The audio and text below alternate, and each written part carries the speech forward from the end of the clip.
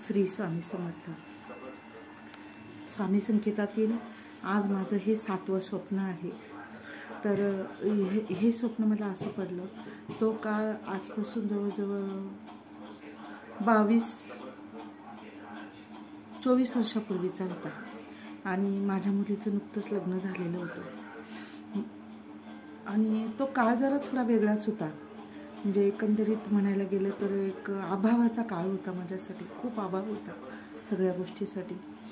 यांचं काम होतं, परंतु काम कुणीतरी बांधून ठेवल्यासारखं कमी झालेलं होतं, बंद पडलेलं होतं. मुलं दोघं कॉलेजला जात होते आणि एक मला वाटतं नागेश 10वीला आणि भुवनेश त्याच्यापुढे 2 वर्ष 12वी असं काही होतं तो काळ. आणि ताईडीचं नुकतंच लग्न झालेलं होतं आणि अभावाचाच काळ होता. भाड्याचं घर होतं आणि रोजनिशी मात्र माझी सकाळी 4ला उठायचं आणि रात्री 11 वाजेपर्यंत काम आणि माझी कथा पुराणं जप वगैरे हे नियमितपणाचं चालू होतं. पण मन कुठेतरी असं उद्विग्न झालं. जसं आता समाजामध्ये पाहायला गेलं तर 2 व्यक्ती चांगल्या असतात, 2 वाईट पण असतात. तर त्या काळामध्ये आणि मी लहानपणापासून लेखन करते हे मी बऱ्याच वेळा सांगितलं आहे.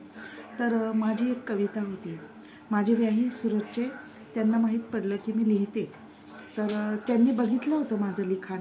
तर ते मला बोलले होते की अहमदाबादला सुवर्णकुंभ म्हणून एक पुस्तक आहे, त्याच्यामध्ये तुम्ही तुमची कविता पाठवा. मी त्याच्यामध्ये माझं आहे सदस्यत्व, तर मी ती कविता त्याच्यामध्ये टाकतो सुवर्णकुंभामध्ये. माझी इच्छा नव्हती, कारण मला माहीत होतं काही जवळचेच व्यक्ती होत्या, काही जवळचे नातेवाईक होते की ते कारण नसताना स्वतःचं खूप सगळं चांगलं असताना आम्हाला अभावात टाकून सासू सासरे सगळं कर्तव्य यांनी बघायचं आणि त्यांनी मजा करायची, पण कारण नसताना आम्हाला नेहमी त्रासामध्ये वागवायचे, खूप त्रास द्यायचे. आणि मी साधं बोलायला जरी गेली बाहेर कुणाशी किंवा नातेवाईकांशी मी बोलते आहे तरी त्या लोकांना ते सहन व्हायचं नाही. आणि हे मला माहीत होतं, म्हणून मी लिहून गुपचूप माझी कविता रजिस्टर बाजूला ठेवून द्यायची. पण माझ्या व्यायांच्या सांगण्यानुसार माझी ती कविता छापून आली आणि छापून आल्यानंतर सुवर्णकुंभ हा आहिर सोनार समाजाच्या व्यक्तींसाठी ते मासिक होतं. तर ते पाचोरा सराफ बाजारामध्ये ते मासिक फिरलं. बऱ्याच जणांना माहीत पडलं. तर काही लोक म्हणजे मला न समजता आमच्या दुसऱ्या घरचे मोठे लोक होते, त्यांनाच विचारायला गेले. आता कुणी हो सांगतं, कुणी नाही सांगतं, कुणी खरं बोलतं, कुणी खोटं बोलतं, तो व्यक्तिवाद वेगळा आहे. परंतु खरं कुणीच बोलत नाही की हे आमचं लिखाण नाही आहे, हे अमुक अमुकने लिहिलं आहे. एक कुणाला जर बडायकी मारायची वेळ आली तर तिथे लोक बडायकी मारतात, ती गोष्ट वेगळी. परंतु माझं लिखाण छापून आल्यानंतर मला एक धमकीचा फोन आला. आमच्या घरी फोन नव्हते, मोबाईलही नव्हता आणि घरातला फोनही नव्हता, लँडलाईन. शेजारी आम्ही जिथे राहत होतो त्यांच्या लँडलाईनच्या नंबरवर मला फोन आला. मला तिथं बोलवलं गेलं, मी तिथं गेले आणि मला सांगितलं गेलं की हे लिखाण बाहेर देणं किंवा छापणं बंद करायचं आहे का नाही, किंवा मुलांवर संकट येतील ते पाहायचे आहेत का. मला धमकी मिळाली. मी त्या दिवशी खूप उद्विग्न अवस्थेत होते आणि खूपच म्हणजे मी रडले स्वामींजवळ रात्री. माझा देवरा पहिल्यापासून असाच आहे, मोठ्या स्वरूपातच होता. त्या दिवशी मी स्वामींजवळ रडले. तर मला हे का असं होतंय की एखाद्या नातेवाईकांमध्ये घराण्यामध्ये कुणी चांगल्या प्रवृत्तीचं आहे किंवा कुणाजवळ चांगले सद्गुण आहे तर लोकांना त्याचं कौतुक असतं, पण माझं कौतुक न होता मला दाबलं का जातं. मी खूप उद्विग्न झाले होते, मी खूप त्रासात होते. पहिलेच आमचा सगळा अभाव चालू होता, त्याच्यात ह्या अशा धमक्या. मी खूप रडले रात्री. त्या रात्री माझ्या मनात सारखे वाईट विचार चालू होते आणि स्वामींना साकडं घालून मी झोपले आणि पहाटे मला स्वप्न पडलं. ते स्वप्न असं होतं की म्हणजे रात्रीचा काळाकिट्ट अंधार, मी अंगणात उभी होती, काळाकिट्ट अंधार होता सगळीकडे आणि मी म्हणत होती की सगळीकडे काळाकिट्ट अंधार आहे, काहीच दिसत नाही आहे. आणि आता म्हणजे मला रस्ता पण दिसत नव्हता. रस्त्याच्या शेजारी काय आहे, बाजूला काय आहे ते काहीच नाही, फक्त काळाकिट्ट अंधार, धुंदलं सगळंच. थोडं घरांच्या भिंती वगैरे अशा धुंदल्या दिसायच्या रस्त्यात असल्यामुळे. आणि तेवढ्याच पूर्व दिशेला माझं लक्ष गेलं तर काळाकिट्ट अंधाराकडून एक असा छोटासा गोळा म्हणजे सोनेरी गोळा त्या काळ्या अंधारातून वरती येत होता. खाली क्षितिज होतं, क्षितिजाच्या वरती तो सूर्याचा गोळा वरती येत होता आणि तो छोटा छोटा छोटा होता होता होता असा मोठा गोळा मला दिसला आणि तेवढा भाग पूर्वेकडचा एकदम उजळून निघाला. आणि बस तो इकडे अंधार तिकडे मी उजड बघितला, सूर्य उगवताना बघितला आणि तेथेच माझं स्वप्न संपलं. मग स्वप्न संपलं आणि मी उठले, मी झोपेतून देवाऱ्याजवळ गेले, स्वामींना विचारलं की स्वामी हे स्वप्नाचा अर्थ काय? तर मला असं सांगितलं गेलं की मागचं जे काही जीवन तू जगली आहेस ते फार अभावाचं आणि फार संकटग्रस्त किंवा अपमानजन्य असं कुणी घरातल्यांनी वागवावं तुला, असं जीवन तू जगली आहेस, पण याच्यापुढे तुझ्या जीवनामध्ये सूर्योदय होतो आहे. आणि बस त्या स्वप्नाच्या, मला असं वाटतंय की त्या स्वप्नाच्या 4-5 महिन्यानंतर मला संकेत मिळतच होते, पण मी ते भाड्याचं घर असल्यामुळे दाबून ठेवत होते.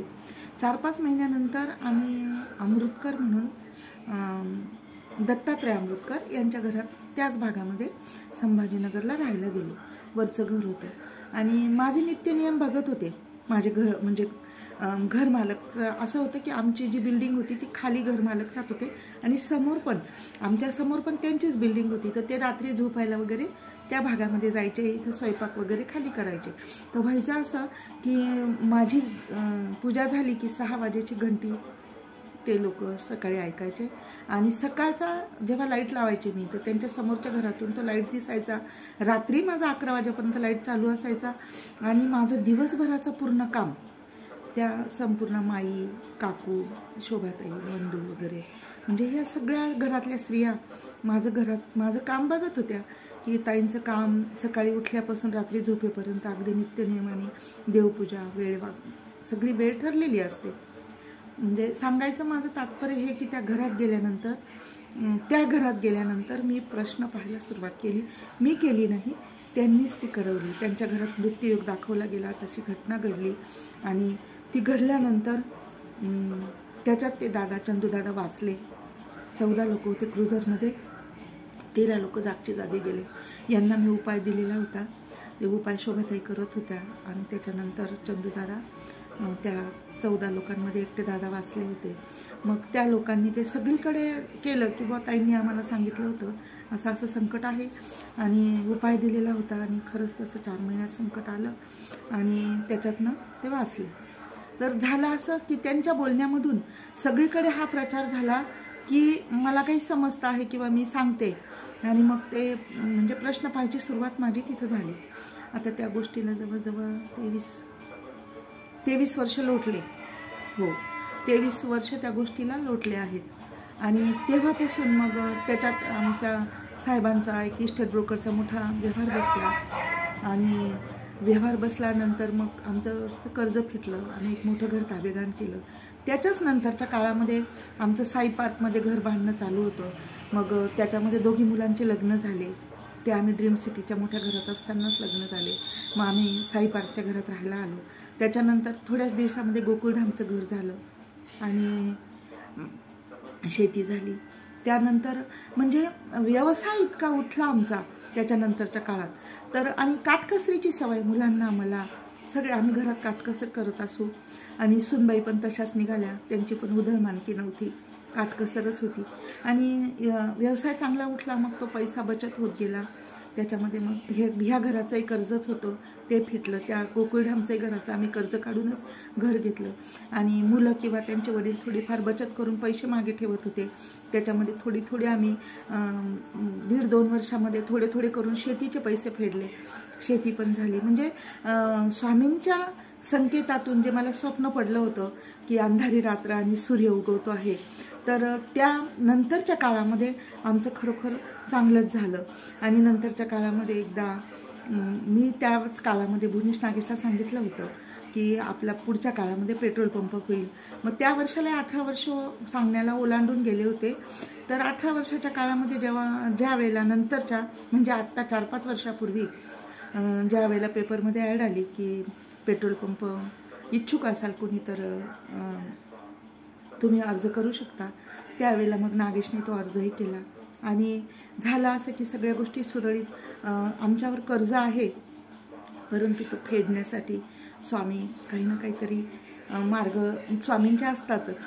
काटकसरीची सर्वांना सवय, आजही खूप चांगलं आहे सगळं, परंतु साधी राहणी आहे, काटकसर आहे, त्याच्यामुळे आमचं सगळं जे होतं आहे ते शक्य होतं आहे। सांगायच्या अनुषंगाने की एक अंधाऱ्या रात्रीमध्ये सूर्य उगवताना दिसला आणि पुढचा काळ आम्हाला खरोखर चांगलाच गेला। श्री स्वामी समर्थ।